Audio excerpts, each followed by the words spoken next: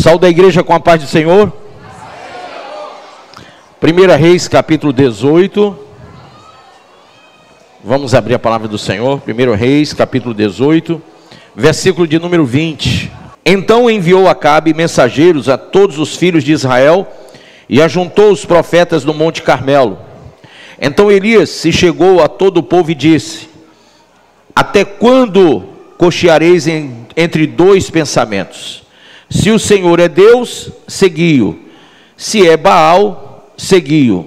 Porém o povo nada lhe respondeu. Então disse Elias ao povo: só eu fiquei dos profetas do Senhor, e os profetas de Baal são 450 homens. Deem-se-nos, pois, 2 novilhos, escolham eles para si um dos novilhos, e dividindo em pedaços, o ponham sobre a lenha. Porém, não lhe metam fogo. Eu prepararei outro novilho e o porei sobre lenha, e não lhe meterei fogo. Então invocai o nome do vosso Deus, e eu invocarei o nome do Senhor. E há de ser, diga, e há de ser, que o Deus que responder por fogo, esse é que é Deus. E todo o povo respondeu e disse, diga comigo, é boa esta palavra. Põe a mão sobre a Bíblia e diga: Pai, essa palavra é boa, ela é santa, ela é pura, ela é agradável, ela é perfeita, e ela vem ao meu encontro para transformar a minha vida, e assim eu creio, em nome de Jesus. Pode assentar-se. Irmãos, o tema, quem sabe o tema de hoje, qual é? Diga bem forte: o poder da escolha. Quem aqui já exerceu o poder da escolha? Alguns são jovens demais, outros já estão numa certa idade que podem escolher algumas coisas, outras não. Mas todos nós, durante a vida inteira, vamos ter que usar esse poder. Amém? Durante toda a nossa existência, se há uma coisa que nós temos que aprender, é a decidir. A decisão, ela vai nos remeter, ela vai nos levar à condição de seres vencedores ou derrotados.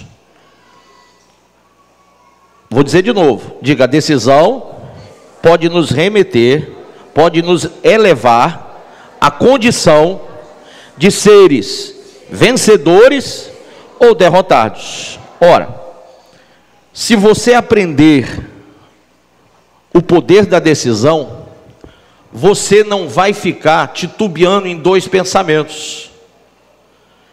O grande problema desse povo aqui foi identificado pelo profeta Elias, aqui no versículo de número 21, quando ele disse: Elias chegou-se a todo o povo e disse: até quando cocheareis entre dois pensamentos? Ou seja, até quando vocês vão ficar em dúvida entre duas coisas, entre dois pensamentos?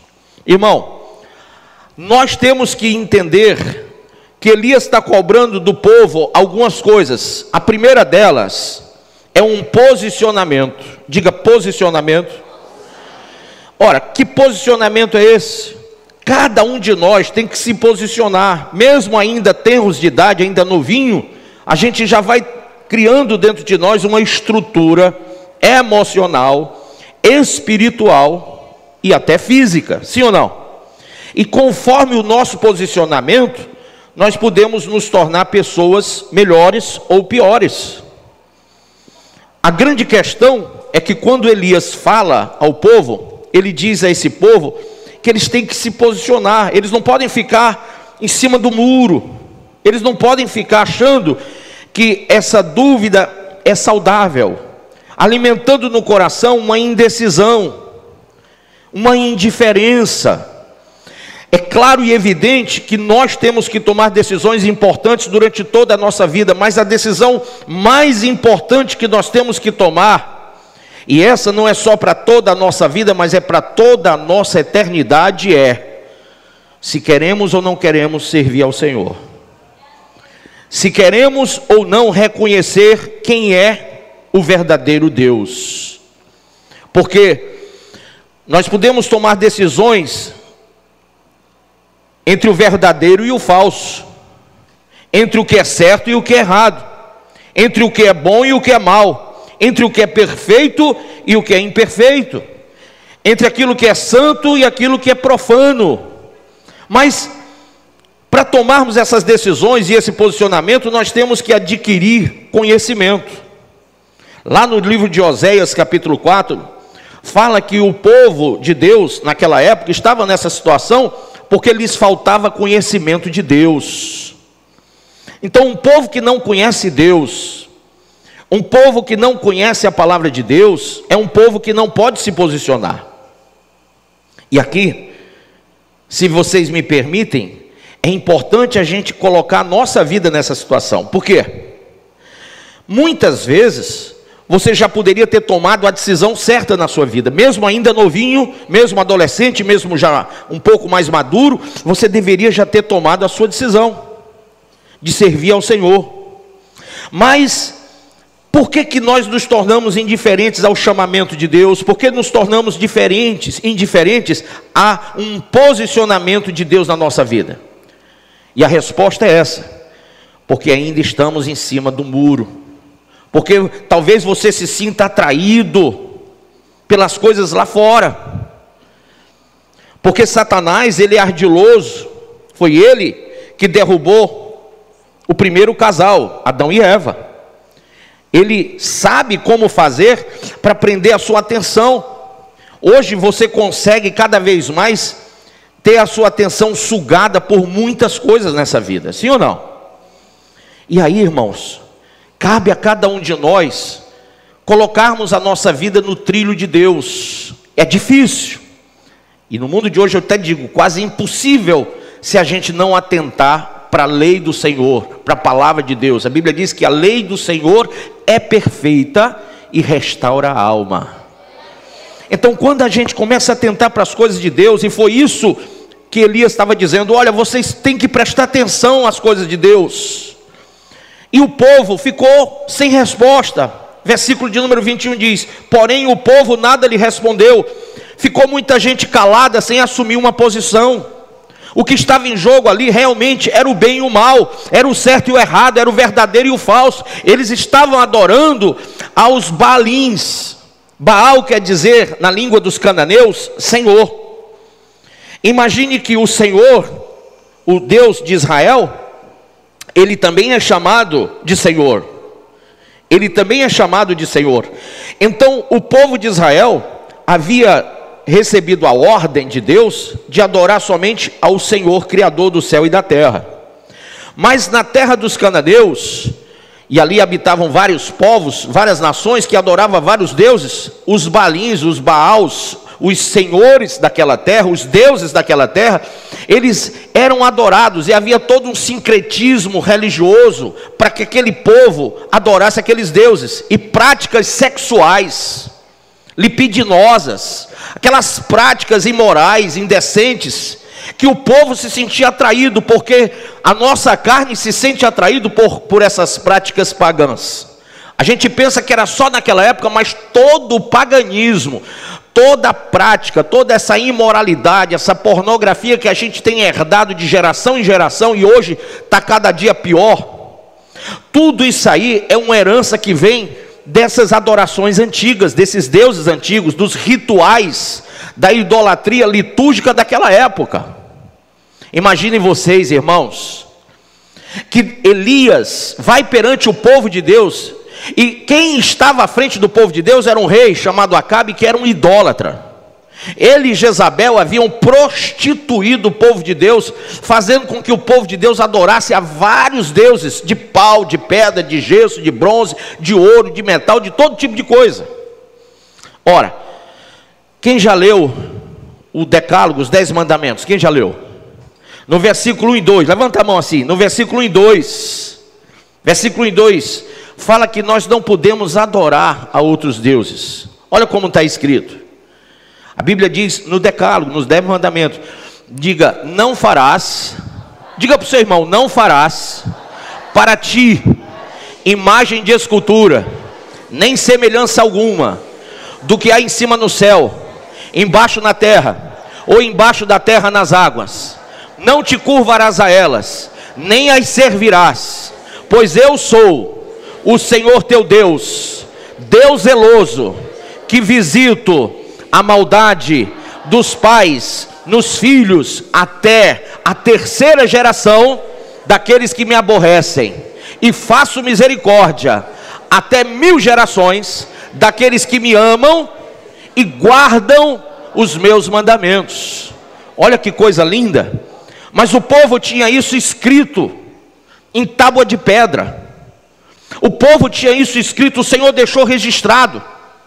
Mas a questão é de que adianta você ter um mandamento escrito? De que adianta você ter uma Bíblia quando você não atenta, não se posiciona, quando você não busca conhecer o que está escrito aqui? E há um texto na Bíblia que diz que a letra mata, o que vivifica é o Espírito. Então tem gente que diz, não bispo, eu já li a Bíblia toda, mas a minha vida ainda não se consertou. Eu já fui jovem como você, adolescente, criança, já fui tudo isso aí que você é hoje, já passei por todas as fases, e eu digo para você, na minha adolescência, eu já tinha lido a Bíblia também. Na minha infância, logo com 9 anos de idade, eu já tinha lido a Bíblia. Aí você diz, e o que foi que livrou o Senhor de tudo isso que a gente passa, dessas dificuldades, tentações, provações, essas dúvidas, essa coisa hormonal mexendo comigo o tempo inteiro, me puxando para o mundo, me puxando para a prostituição, me puxando para viver uma vida imoral, indecente, me tirando as forças para que eu não vá para a igreja, para que eu não sirva a Deus, para que eu não me dedique ao Senhor, para que o Senhor não seja o Senhor da minha vida. Eu digo para vocês, a única coisa que me manteve de pé foi conhecer e praticar a palavra de Deus. Há um texto lá em Ezequiel, que o Senhor se revela a Ezequiel dizendo, esse povo vai a ti como o meu povo, assenta-se diante de ti e ouve a tua voz, mas quando tu termina de falar, eles viram as costas e esquecem do que ouviram. Então não adianta só você estar aqui agora ouvindo, e quando terminar esse culto a Deus, você esquecer do que ouviu. A prática da palavra de Deus é que vai fazer a mudança na tua existência. A prática do Evangelho é que muda a vida das pessoas. Mudou a minha vida e pode mudar a sua vida também. Pode tirar você do reino de trevas que você está vivendo, dessa amarração espiritual que você passa, para o reino de luz. E luz, para quem não sabe, quem já estudou o iluminismo quer dizer quando as coisas são conhecidas, né? Foi um período onde a sociedade mundial começou a descobrir coisas que eram fechadas para muita gente. Então, quando a gente fala de luz, fala de conhecimento. Não é só essa luz que ilumina o nosso teto, ou o sol, ou a lua, mas o conhecimento. Porque quando você tem a luz de Deus, você pode estar num quarto escuro, andar numa rua escura, viver numa vida tenebrosa, difícil, passando por todos os tipos de tentações e provações. Quando você tem a luz de Deus, você consegue enxergar o seu caminho. E sabe por que você consegue? Porque no Salmo 119, no versículo 105 diz, lâmpada para os nossos pés é a tua palavra e luz para o nosso caminho. Então quando você conhece a Bíblia, quando você vive a Bíblia Sagrada, quando você vive o Evangelho pregado nessa palavra, você tem luz para caminhar nesse mundo. Você consegue enxergar o que é certo e o que é errado. Você não é levado por uma mídia que tem corrompido as pessoas. Sabe, irmãos, você não se deixa levar por essa indução religiosa, prosélita, que leva as pessoas a uma cegueira. Nós não somos levados e trazidos como a onda do mar. Nós entendemos pela palavra, nós conhecemos pela palavra, e nós vivemos pela palavra uma fé que nos faz enxergar como a águia. A águia, ela voa e vê tudo o que está lá embaixo. Tem muitos irmãos que gostariam de estar aqui onde você está hoje, mas sabe onde é que eles estão? Deitados no chão, drogados, deitados no chão, chorando de fome, derrotados. Tem muitas irmãs e irmãos que estão aprisionados em cárceres por terem matado alguém, por terem roubado alguém, por terem traficado. Nós temos semelhantes nossos que estão aprisionados em vários cárceres, e quando não são os cárceres de prisões, são os cárceres emocionais que fazem com que essas pessoas deem cabo da própria vida. Quantos suicídios, quantos homicídios nós ouvimos falar todo dia, irmãos? Pessoas encarceradas, pessoas aprisionadas, jovens que nem vocês, que estão com depressão, cortando pulso e dizendo: eu não sei mais o que fazer, eu não me entendo nessa vida, eu não entendo o propósito meu nesse lugar chamado terra, eu não sei porque que eu estou aqui. E é por isso que o Evangelho, é por isso que a palavra, é por isso que o Espírito Santo está te dando essa oportunidade, para que você aprenda a decidir de uma maneira eterna a sua vida, que você tome uma posição que vai mudar toda a tua história, que vai mudar toda a situação que você está vivendo, que vai abençoar não somente a sua vida, mas o seu pai, a sua mãe, os seus irmãos que não estão aqui hoje, que vai trazer a você o futuro que você gostaria de ter, mas acha impossível. A Bíblia diz que tudo que é impossível ao homem é possível para Deus. Nós podemos pela fé trazer à existência as coisas que não existem, irmãos, mas nós temos que conhecer a nossa fé, nós temos que entender que não é uma fé insana, uma fé, sabe, de induções religiosas, não. Nós temos que conhecer que essa fé, ela provém do trono da graça, o trono do perdão de Deus, o trono do amor de Deus, que se propaga aqui nesse lugar, através dessa mensagem, desse louvor. Você é alvo da graça, você é alvo da salvação, você é alvo do amor de Deus, para que você não vá passar uma eternidade no inferno, mas esteja salvo, lavado e remido pelo sangue de Jesus. Aleluia.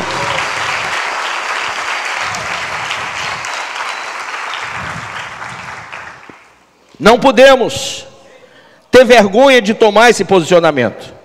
Abra aí em 1 Romanos capítulo 1. Lá no livro de Romanos, Paulo fala aos romanos, né, aos crentes de Roma, algo tremendo, irmãos.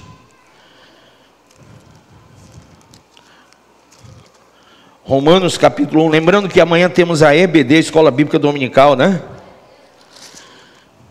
E o nosso tema vai ser a idolatria e todas as suas facetas. Então venha e aprenda sobre idolatria amanhã.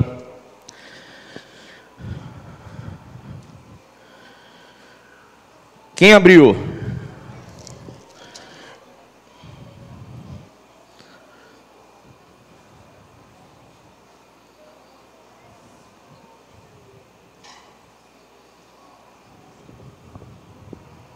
Podemos ler? Versículo 16 diz assim: pois não me envergonho do Evangelho, porque é o poder de Deus, diga poder de Deus, para a salvação de todo aquele que crê. Você crê? Você crê? Olha, ele diz primeiro do judeu e também do grego, visto que a justiça de Deus se revela no Evangelho, de fé em fé, como está escrito, o justo viverá por fé. Amém? Então, irmãos, nós estamos aqui, e alguns questionamentos que nós temos que fazer quanto à nossa vida aqui na terra. O Senhor, Ele quer uma posição nossa, porque outrora, diga outrora, eu poderia estar inclinado para a carne, mas agora o meu sentimento de vida tem que ser inclinado para as coisas de Deus. Então, se eu tomei um posicionamento, eu já não tenho mais aquela inclinação para a carne, porque eu me posicionei para Deus. Em Romanos 8, verso 4, abra aí Romanos 8, versículo 4. Você que tem Bíblia, você que não tem, acompanha.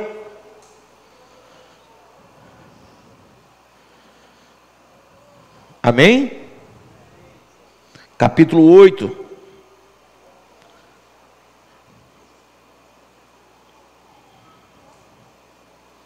Diz assim,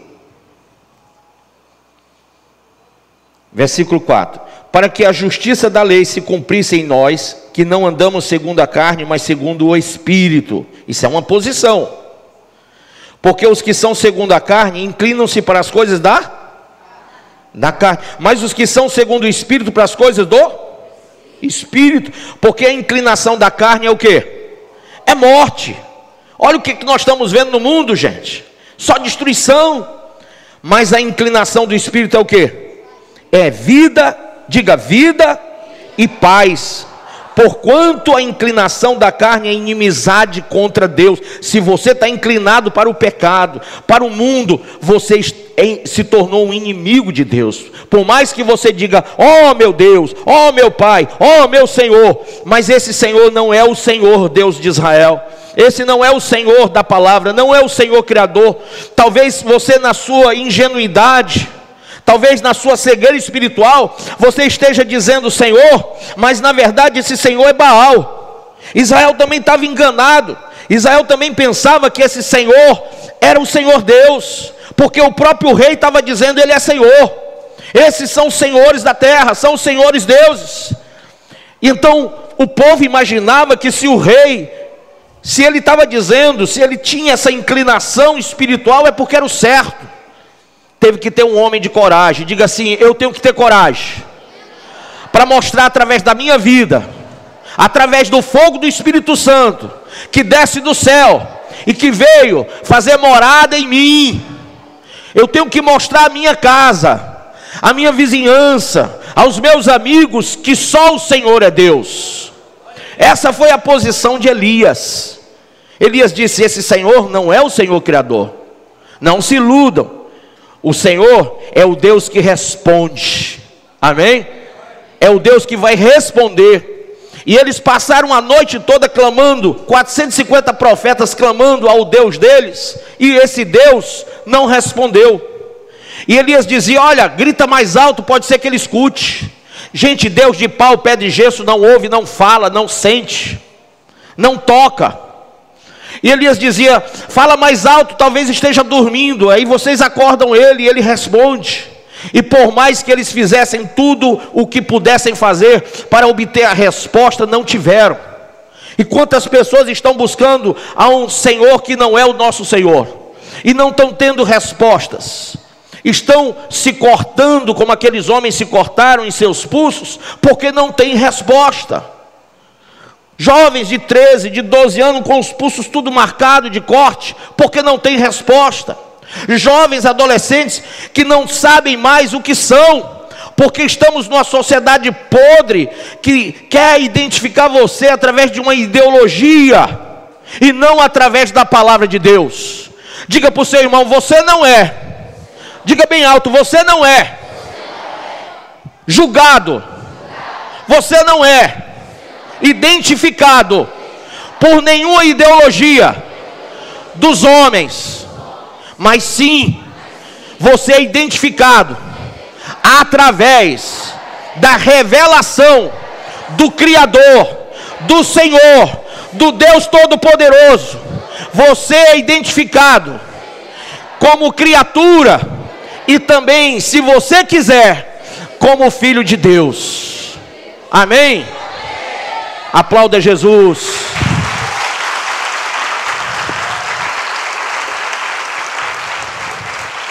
Não tenha vergonha de assumir que Ele é Deus, porque os que estão na carne não podem agradar o Senhor, mas aqueles que estão no Espírito, esses agradam a Deus. Você não precisa se preocupar com o que os outros vão dizer. A gente já sabe. A gente já sabe que eles não vão concordar que você seja do Senhor. A gente já sabe que eles não vão concordar que você tome posições ideológicas diferentes daquilo que eles têm apregoado nesse mundo. Mas lembre-se da palavra que Jesus disse lá no livro de João capítulo 8: vocês são cá de baixo, eu sou lá de cima. E quando ele falou ao Sinédrio, ele disse: o meu reino não é desse mundo. E quando Jesus chamou a igreja para a conversão, ele disse: vou preparar lugar para vocês lá. Então entenda que servir a Deus, servir ao Senhor, é ter uma identidade, é ter uma experiência com o Senhor dia a dia, é se afastar desse mundo de treva, de podridão, de pecado, de sujeira, de iniquidade, é se afastar dessas indecisões mundanas e se prontificar assertivamente de que você vai ter identidade do Espírito Santo, de que você vai ser sal da terra e luz para o mundo, de que outros jovens vão olhar para você e vão ver Jesus na sua vida. Sabe, eu não concordo que jovens sejam tão jovens, eu quero que os jovens sejam muito mais maduros do que são. E eu sei que cada um de vocês quer ser mais maduro, porque quando eu tinha a idade de vocês, eu só queria ser o velhão. Eu não gostava que ninguém dissesse que eu era menino, que eu era adolescente, que eu era jovem. Não, eu dizia: eu sou homem. Porque todo jovem quer ser maduro logo, quer ser respeitado, sim ou não? Todo jovem quer ter a sua opinião respeitada, sim ou não? Mas como que alguém vai respeitar a decisão de quem não sabe qual a decisão que vai tomar? Como que alguém vai respeitar alguém que não sabe, não se define, que não se posiciona?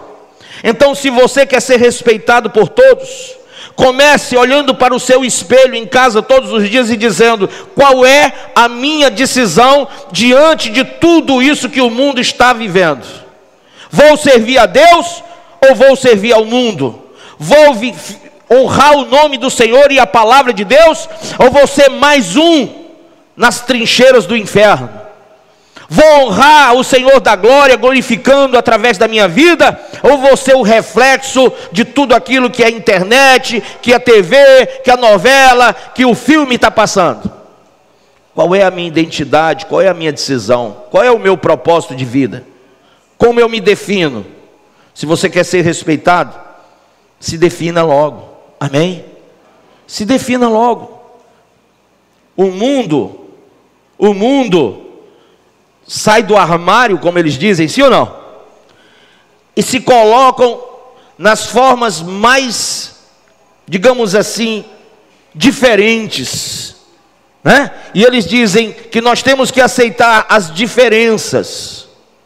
Mas se você abrir a carta do apóstolo Paulo aos Filipenses, a Bíblia não fala que nós temos que agir e aceitar as coisas diferentes, mas diz assim, ó: vivei acima de tudo por modo digno do Evangelho de Cristo. Capítulo 1, versículo 27. Para que, ou indo ver-vos, ou estando ausente, ouça no tocante a vós outros, que estáis firmes em um só espírito, em uma só alma, lutando juntos pela fé evangélica, e que em nada estáis intimidados pelos adversários, pois o que é para eles prova evidente de perdição, é para vós outros de salvação, e isto da parte de Deus, porque vos foi concedida a graça de padecerdes por Cristo, e não somente de crerdes nele. Então a graça de Deus não envolve só uma crença, mas você padecer pelo Evangelho. Padecer, sabe o que é, irmão? É você estar no meio de pessoas que não vão te aceitar, porque eles dizem que você tem que aceitar as diferenças deles, quando eles saem do armário. Mas você, quando estiver no meio deles, eles não vão aceitar que você é diferente deles, porque você não tem armário nenhum para sair. Você entrou pela porta que é Jesus Cristo. Glória a Deus. E se o mundo quer ser recebido por você, Se o mundo quer ser aceito pelas diferenças, então impinja ao mundo que receba você em Cristo Jesus, que ouça a sua voz em Cristo Jesus, porque quando você chega, eles se afastam de você e dizem: ah, mas é porque é crente, é porque é evangélico, só quer ser melhor do que todo mundo. Eles dizem isso para apontar o dedo para vocês, porque o acusador é o diabo. Mas está na hora de você ter orgulho de ser crente, de ser evangélico, de ser cristão. Está na hora de você abrir a sua voz e dizer: eu me orgulho de ser um cristão, de ser seguidor de Cristo. Aleluia! Glória! E aí, irmãos, a vitória que vence o mundo é a nossa fé. Está na carta de 1 João. Nós temos que entender isso hoje. Se outrora éramos cegos, agora estamos iluminados pela palavra. Agora nós vemos. Se outrora estávamos perdidos, fomos achados. Se estávamos cheios de maldição, hoje estamos livres de toda e qualquer maldição através de Jesus. Se estávamos vivendo numa dura cerviz, hoje nós glorificamos ao Deus de forma aberta e dizendo: glória, glória, glória ao Senhor Todo-Poderoso. Se antes o nosso coração estava corrompido, agora o nosso coração está limpo. Se o nosso caminho era um caminho de dificuldades, hoje ele é um caminho de paz no meio da guerra, porque descobrimos que sem Deus nós não somos nada. Descobrimos que Ele é a nossa razão de viver. E Elias posicionou-se diante daqueles homens de Baal, clamou, e o Senhor Deus respondeu a Elias, porque Ele é o único Deus, não há outro Deus.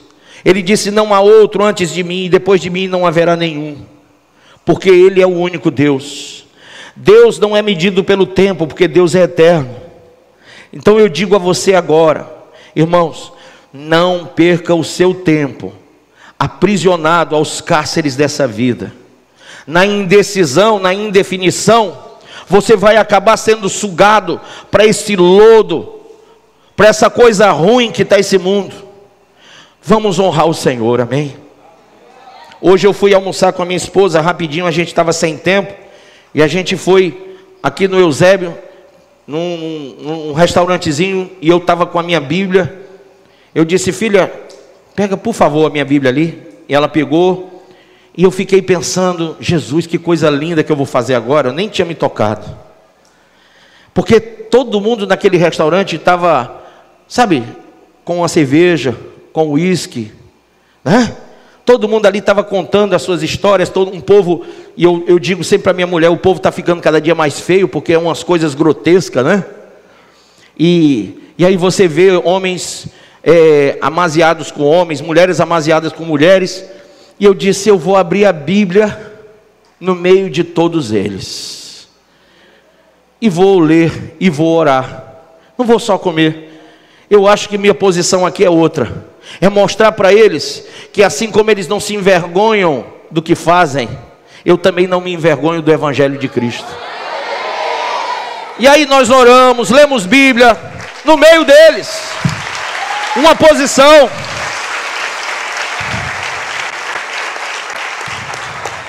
Eu quero convidar todos vocês para um sábado no shopping. Sábado no shopping, Iguatemi, quem quer ir? A única condição é que cada um carregue uma Bíblia maior do que a minha.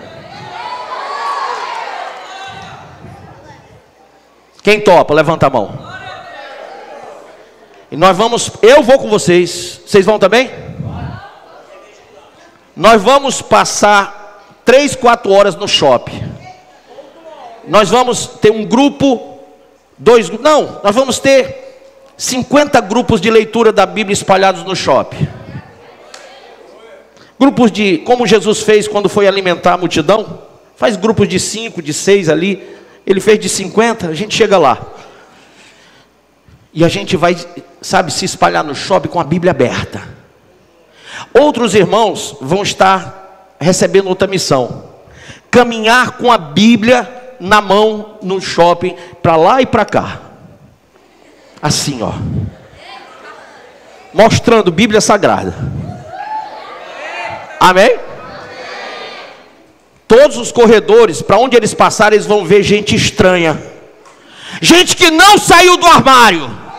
Gente que ama e vive a palavra do Deus vivo. Aleluia! Glória a Deus. Nós vamos passar um dia de muita alegria, porque tem alguns irmãos que tocam violão. E aí nós vamos ter pequenos grupos de louvor espalhados. Um irmão fica ali louvando, o outro acolá, num cantinho, sem incomodar ninguém. Apenas se alguém passar, ali não é música do diabo, ali é música de adoração ao Deus vivo. Nós não vamos olhar para quem está vestido de mulher, quem está vestido de homem, quem está com cabelo de doido. Sabe o que é que nós vamos fazer? Nós vamos mostrar para ele, para cada um deles, que existe um Deus verdadeiro.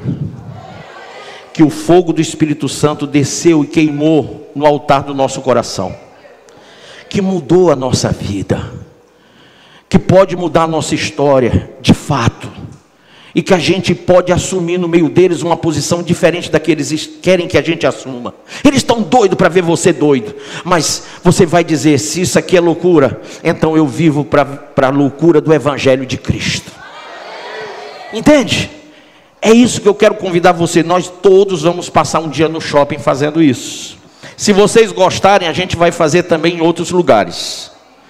Mas o importante é que cada um de nós aprenda a deixar de ser envergonhado. Às vezes a gente fica pensando, puxa, por que tem tanta gente ruim no mundo?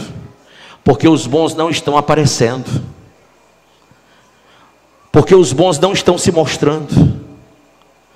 Teve um pastor já falecido, norte-americano, que ele disse que o problema não é quando os maus gritam. O ruim é quando os bons se calam. Então, nós temos que falar ao mundo que Jesus é o Senhor. Essa é a proposta de Elias. Ele disse, o Deus que responder com fogo, esse é Deus. E ele clamou a Deus e o Senhor respondeu. Hoje, eu apresento a vocês o fogo do Espírito Santo. O Deus Todo-Poderoso. O Deus Criador que muda a tua existência. E hoje eu quero chamar você para uma decisão que pode mudar tudo na sua vida. Que você, de fato, você deixe de ser apenas um crente. Apenas alguém que crê. E você viva na excelência do Evangelho para sofrer por amor a Cristo. Padecer, porque Ele te deu graça para você padecer por amor a Ele. E não importa quantos dedos vão ser apontados para a sua vida, você tem alguém que vai arrebatar você para a vida eterna. Sabe por que Elias não estava nem aí para ninguém, nem coisa nenhuma que falasse? Porque ele estava esperando o arrebatamento dele. E um dia o Senhor o chamou. Ele estava caminhando com Eliseu e de repente Eliseu olhou e ele subiu num redemoinho de fogo. Alguns chamam de carruagem, outros de redemoinho. Para mim não importa, subindo é o que vale. Eu só digo a vocês, igualmente a Elias, cada um de nós temos que ter a expectativa do arrebatamento. Seja agora, seja daqui um ano, seja quando for, não importa. Nós vamos estar prontos para o Senhor. Amém? Curve a sua cabeça aí onde você está. Pense. Qual é a decisão que você resolveu tomar diante de tudo isso? O mundo jaz no maligno. A vida está cada dia pior. Mas você tem graça da parte de Deus. Deus tem providência para você através de Cristo Jesus. Tem salvação para a tua alma. Tem salvação para a tua existência. Tem transformação para o teu ser. E se hoje você decidir que Deus é Deus, então você vai sair do seu lugar e entregar sua vida a Jesus. Mas se Baal, se o mundo é o teu Deus, você vai ficar sentado aí, porque não importa mais nada. É a decisão que você tem que tomar. Hoje, você tem o poder da decisão entre céu e inferno, entre Deus e o diabo, entre o ser templo de Deus ou templo dos ídolos, entre o conhecimento do bem e o conhecimento do mal. É você que vai escolher o que quer. Conforme a tua escolha, o teu destino assim o será. Amém ou não amém? Então você que está pensando no que eu estou dizendo, e resolve agora entregar sua vida a Jesus. Bispo, eu estou afastado. Resolve voltar para Jesus. Bispo, eu estou frio, parece um picolé. Vai aquecer no fogo do Espírito. Vai voltar a congregar, vai voltar a pregar, vai voltar a evangelizar, vai voltar a jejuar, vai voltar a ler Bíblia, vai voltar a ser de Deus. Você que está tomando sua decisão, sai do seu lugar e vem aqui na frente. Não venha por emoção, venha uma decisão séria. Eu não quero ter número, eu quero ter qualidade de evangelho na sua vida. Eu quero que você venha porque você está decidido a não baixar a cabeça para o mundo nem para o diabo. Você quer servir a Deus. Você quer purificar os seus dias, o seu coração. Então vem agora em nome de Jesus. Aleluia. Glória, glória. Aleluia.